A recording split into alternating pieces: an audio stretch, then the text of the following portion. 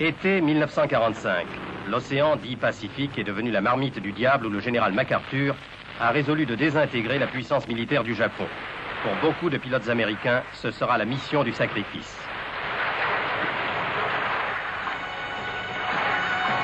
Quant aux Japonais, ils font du sacrifice l'arme du fanatisme et du désespoir. Les kamikazes tiennent leur nom du vent divin, terrible typhon qui au XIIIe siècle balaya opportunément la flotte des conquérants mongols. Mais cette fois, les 2000 pilotes suicides qui transformeront en bombes volantes leur avion bourré d'explosifs ne pourront anéantir l'armada américaine.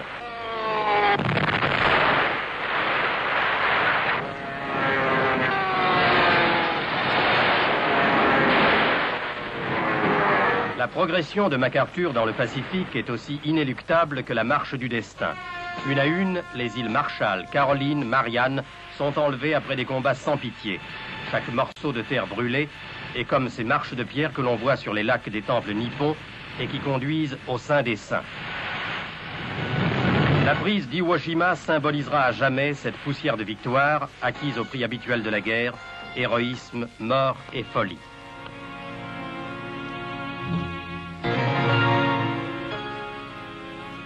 Les populations civiles n'ont pourtant pas encore touché au fond de l'horreur.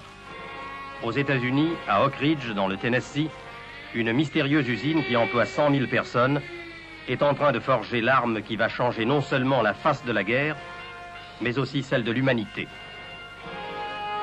Au début d'août 1945, la conférence de Potsdam prend fin. Le président Truman a parlé de l'arme nouvelle à Churchill, qui est d'accord pour l'utiliser, et à Staline, qui, énigmatique, n'a pas posé la moindre question. La bombe atomique a obtenu son feu vert.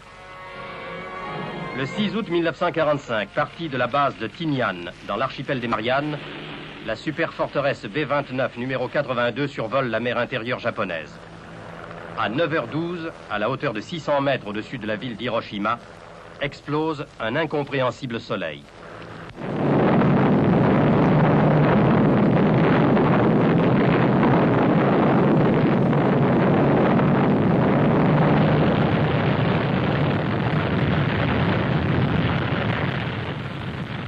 Quelques secondes plus tard, il ne reste plus rien d'Hiroshima, si ce n'est quelques vestiges dérisoires, témoignant qu'une cité vivante vient d'être pour la première fois dans l'histoire des hommes désintégrée.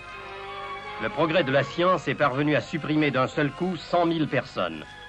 Mais les expériences les plus réussies ont besoin d'une confirmation. 3 jours plus tard, le 9 août, une seconde bombe atomique explose sur le port de Nagasaki, tuant 80 000 personnes, fondant et tordant les carcasses d'acier des chantiers navals. Certes, ce double massacre a trouvé sa justification historique. Quelques jours plus tard, à bord du Missouri, l'indomptable Japon épouvanté venait faire amende honorable et prêter serment d'allégeance au général MacArthur. La France était présente en la personne du général Leclerc. Mais un Hiroshima ne peut avoir de justification humaine. La bombe atomique a anéanti à jamais la notion de combattant. Depuis le 6 août 1945, tout être vivant est en première ligne. N'importe quelle femme, n'importe quel enfant, n'importe quel fœtus dans le ventre de sa mère. 20 ans après, on peut voir encore dans l'hôpital d'Hiroshima de jeunes atomisés qui n'étaient pas nés le jour de l'explosion.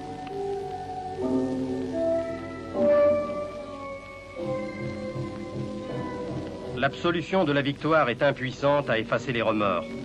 Robert Oppenheimer, l'un des pères matériels de la bombe, vit dans un drame de conscience perpétuel. Et Einstein, son père spirituel, fit avant de mourir un constat qui est un testament. Radioactive poisoning of the atmosphere and hence annihilation of any life on Earth has been brought within the range of technical possibilities. 20 ans ont passé. Hiroshima, frappée par le soleil de mort, tente de vivre. Elle tente même, avec l'inconscience du courage, de tirer un parti touristique de son malheur sans précédent. Mais nul ne peut parcourir les lieux où la première bombe déversa son incendie de 100 millions de degrés, sans penser que depuis ce coup d'essai, l'homme a acquis des moyens infiniment plus puissants. À Nagasaki aussi, la vie a été la plus forte. Les chantiers navals désintégrés sont même redevenus les premiers du monde. Mais l'église au-dessus de laquelle explosa la bombe dresse toujours son pan mutilé, comme pour désigner le feu du ciel qui fondit sur la ville et pourrait encore fondre sur le monde si les hommes n'y prennent garde.